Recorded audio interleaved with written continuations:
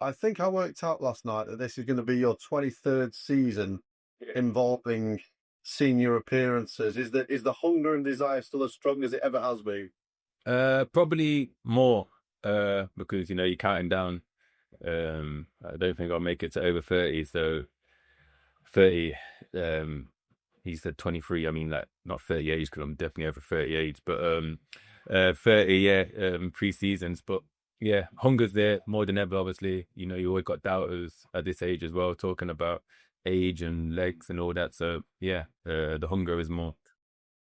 Well, the gaffer doesn't seem to have any concerns over your fitness or ability. Having spoken to him last night, are you kind of hoping that you can play as much as possible and it won't be a case of 60 minutes here, 30 minutes there? Yeah, I want 90 minutes here, 90 minutes there. But obviously, it's a team game, and there's going to be times when the manager wants to pull me out. There's times when I'm not going to be selected to play. I come here, no guarantees of playing every week. I've got to fight for the shirt. There's some great attacking players there. We brought some good attacking players in as well. So, I've got to fight on my hands. And just like every other season, it's down to me to prove to keep the shirt. I was at Harrogate the other week for the friendly there, and there must have been at least four David McGoldrick chants in the first 20 minutes of the game. How grateful are you for the response you've already received from the Barnsley supporters? No, I did hear that. I did hear that, and that it means a lot. But straight away before I've even kicked the ball, the fans are singing it. For that means they're excited to see me play. I'm excited to play for this club. Like I've said before, I've played here many a times, played against Barnsley many a times, and to put on a shirt now, and hopefully, I'll repay the faith by them singing my name, and it carries on going that way. This is meant as a compliment. There are a few players that seem to play the game like you, with the work rate and discipline of everybody else, but with some flicks and tricks and trying different things and everything else.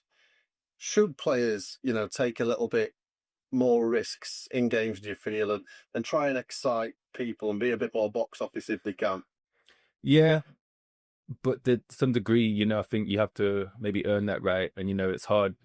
Kids coming through academy these days, they get told a structure, a way that they got to play, and I've said it in an interview last year that got me in a bit of bother about a lot of robots out there playing these days, but that's just me. I like to do them things. I'm not doing it to show off. I'm not doing it to do anything. It's just part of my game. But first and foremost, yeah, work rate, being part of the team, and if I can do things to create things and to with a flick or a trick or a chip over a goalie, whatever it may be, that's just part of my game, and it comes naturally. Do you see football as much about entertainment as anything else? Do you like getting kind of bums off seats and exciting people in that way? Yeah, I do. I do. There's a time and a place for it, of course, always. But I do, I've said it, I don't watch as much football because it's not that much exciting no more. So how am I to say that and then not try and do things out on the pitch? But that's just naturally my game. I'm a bit old school where it was play freely kind of thing, and let the players play. And I'm still sticking to that code. So here I am now at 37, still trying it. Absolutely. We've seen little glimpses, obviously, with yourself and David Keeler done so far. I know there's a lot of excitement about you two play together. Davis has got a little bit of something different as well, clearly a different stage in his career. How excited are you about how that can develop and what you potentially can do together as part of the team? Yeah, good player, very good player. We clicked on the pitch straight away, which is always a good sign. Two footballers can click straight away. He's intelligent, he can finish. That's the main thing. When you look at a player, I've seen his goals last season and before. I knew where he's playing before, but when you come to train with him, he's a really intelligent player and got a nice touch and everything about him. He's a big asset to this football club, and he's going to be vital for us this season. And if he scored way more goals than me and I assist him, then that's fine by me. He gets all the limelight, perfect. He's a good lad as well at the end of the day, and he wanted to work hard, or he wanted to work for the team. So yeah, I'm excited about it. Potentially a new shop in McGoldrick? I don't know. You have to be about over 40s to get them to get that going. I'm not sure. I think that's one of a kind, but you never know. Anything could happen in this day of age. But yeah, that was a classic shot from McGoldrick. Yeah. Well, we may well see you both on the same pitch again this season. I know that there was opportunities last year, so we'll look out for that one. What do you still want to achieve? Because clearly I, I get the feeling that you feel that there's plenty more to come. What do you want to achieve in the kind of last few years of your playing career? Good question. I haven't got like goals in terms of tick list of what I want to do or whatever. All I want to do is just be the best player on the pitch every game I go out on. That's what I say to myself. I visualize it before. I say things to myself, like I'm visualizing things about Plymouth at the weekend if I play, about, scoring, about, being the best player on the pitch, showing everyone that just because I was in League Two last year that I can't step up into League One, but I'll show them that. But, that's just, I live it week by week. I don't have any goal. And then I feel that for what come, last year people were writing me off and then I get player of the seasons at Notts County and then nominated in the top 6 players of the league. So, if I have a season like that this year, then that'll be all right. Yeah, and a few more tap-ins, I imagine, will go, mate. I don't know what tap-ins are. I don't know what they do. I can't do them. You mentioned Plymouth. Well, loads of people focus on the journey and everything else. Good one to get out of the way. It's an exciting one to start, though, isn't it? A team that's come down and a couple of teams that will be hoping to do well this season. Yeah, I looked at it and I thought, great first game. Just come down from the Championship. They'll have a full house. I've heard we're taking a good following down there, which is vital as well. So, first game of the season is always that excitement. So, yeah, Plymouth away is the long way. We all know that. It's probably might have to get a passport to get there, but it'll be great. It'll be great, Like I say, they've got Championship players that were playing there last year. You want to come up against the best. You want to see where we're at straight away. All the work that we've done in pre-season leading up into this, it's been hard. It's been relentless. And, we want to and show and see where we are first game of the season, and then Plymouth away it is. You spent a bit of time around the squad already. Clearly there's time still for other players to come in, maybe go out. What are your initial thoughts on what this squad is capable of this season? I'm impressed. I'm impressed with the way the boys day to day, the work, Connor and Richard and the staff, they've set standards here. There's no slacking. Everyone's brought into it, brought into the manager, his method, the way he wants to play. It's been tough. There's been some tough days training, but everyone got into it. There's no moaners. Everyone wants to get through it, and everyone's on the same page. And there's some good players. There's some good young players, some good senior players. And I'm really excited for the future, for the season. I think that we could have a good season. You mentioned Connor there. What's it like being older than your boss? Yeah, it's funny at times, but we had this agreement at the start. Obviously I played with Connor for years. Everyone knows that there's no point hiding it, and we're friends. But we had this agreement before we signed that, it's manager a player. Like, it's not going around and talking about old times, talking about each other families and whatever that is. He's my manager. I'm a player. I don't want to be caught in between, anything. I'm a player in the changing rooms. He's a staff with his staff. But yeah, sometimes I do have to pitch myself sometimes and think this is my gaffer. But that's gone now. That was in the first week. Now it's just I just look at him as my manager. Yeah, and just finally, Dave, I imagine, with your experience and everything else, you've got a key role in supporting him this season. You mentioned that kind of manager-player relationship, but equally so, you can help him kind of drive things, can't you? Yeah, I can. And to be fair, I think that's why he brought me here as well, because he knows me from being with me at previous clubs. I think that's what I kind of do anyway. I like to help younger players. I like to be, be one of the men in the changing rooms. When things are getting tough, or if anyone needs anything, I'll try to do anything for anyone. And I think we need to have that culture in the club, and I think that's one of the reasons why he brought me here as well, of the football abilities. So he knows what he'll get from me, and that's just naturally who I am. Brilliant to see you back, David. Look forward to see you at the weekend. Top man, thank you very much, pal. Thank you, mate. Cheers. I just building on that last one, managers sometimes talk about having sort of their voice on the pitch or in the dressing room. I guess you're part of that for Connor, and maybe someone like Mark Roberts as well, sort of just drill home during games and in training what he wants to do. Yeah, defo. Robert experience, speaks for itself, and we've got Joshua Luca, the captain. He speaks. He don't in his Scouse accent. He's shouting around all the time. He's a great voice. I knew him. He was in the Island squad with me when he was very younger, and to see him come on now, he was a little boy then, but now he's a man with a kid, and you can see he's a captain material. That's why he's the captain. So there's loads of voices, but like I said, everyone's on the same page. Everyone wants the same. There's no bad eggs. There's no people that want to cut corners. Everyone's doing what they should do.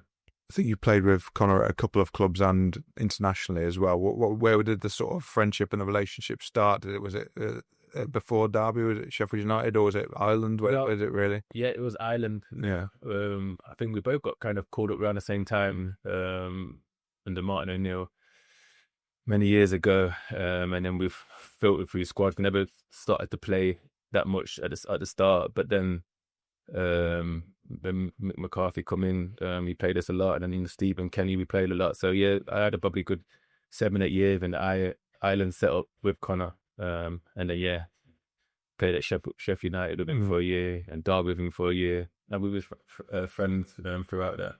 Yeah, and I think I saw a picture of an Ireland lineup with you two and Richard Keogh all sort of stood next to each other as well. It's funny how things come around and you're all here now. It's funny, yeah. I know Keezy for Ireland for years, and I never played them club-wise, but I know Keezy well.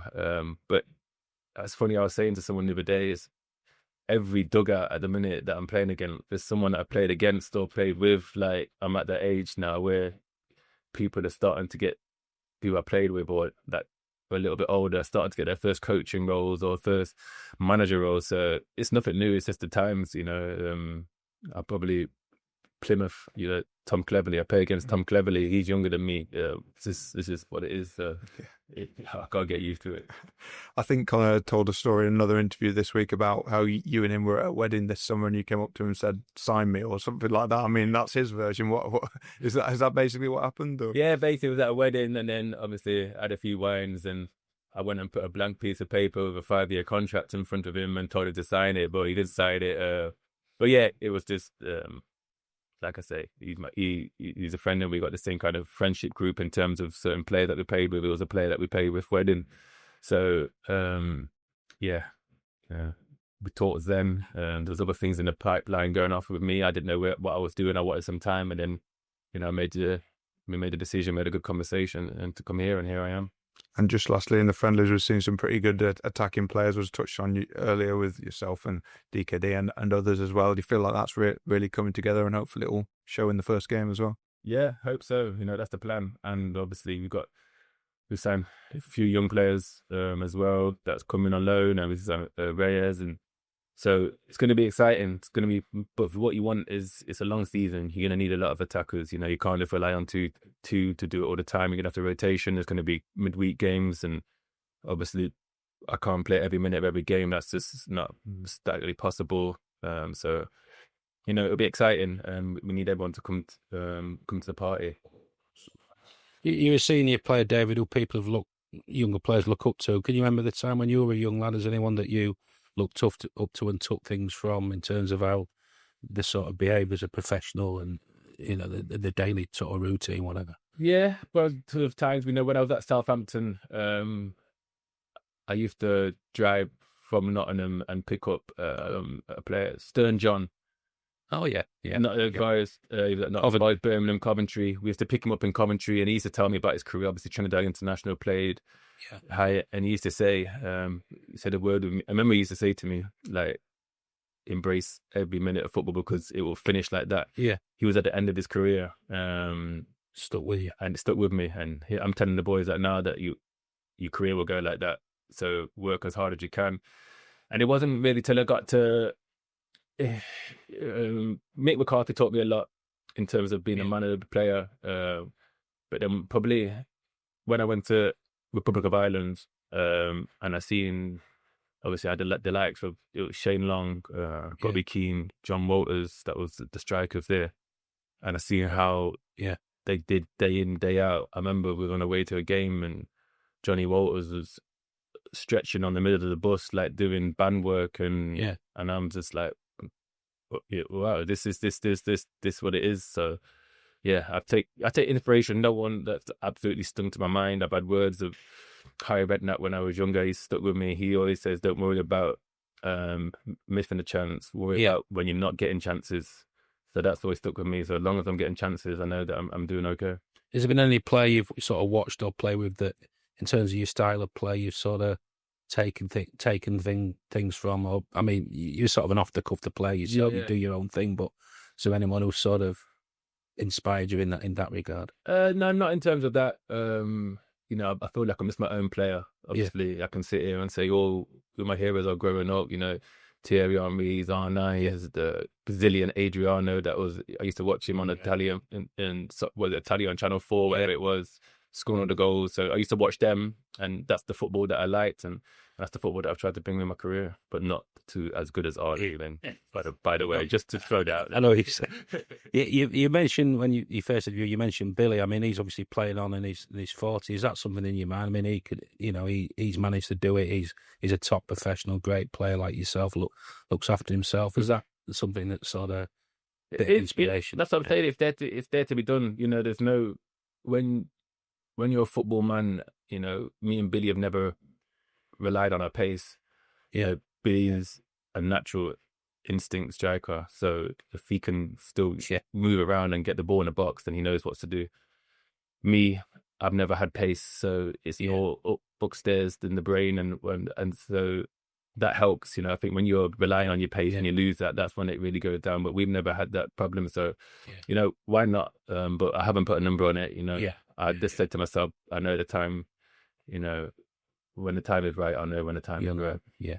I mean, you mentioned obviously you know Connor well, but it's a manager-player relationship. But having that respect deep down for him, and obviously Richard as well, that's a big force for you at this stage of your career. You know the person behind the manager, don't you? You've got that respect, and that must be big for you. It's big, of course. I want to do big for myself. I want to do big for the club. I want to do big for the manager as well. You know, this is a big opportunity for him. He is, you know, working so hard behind the scenes, you know, putting in hours. Everything he's doing, I'm really, I'm not just saying it because he's my friend, like I'm really impressed with what he's doing.